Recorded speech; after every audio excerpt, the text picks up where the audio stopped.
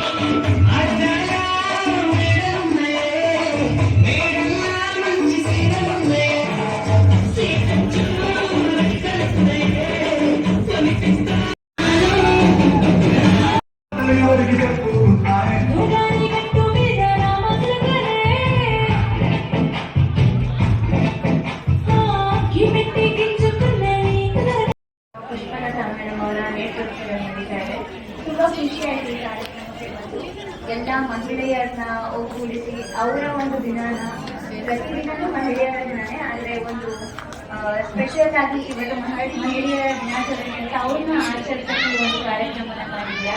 ಎಷ್ಟೋ ಜನ ಗಣ್ಯರು ಬಂದಿದ್ದಾರೆ. ತಿಂಗಳು ರಿಲೀಸ್ ಆಗ್ತಾ ಇದೆ.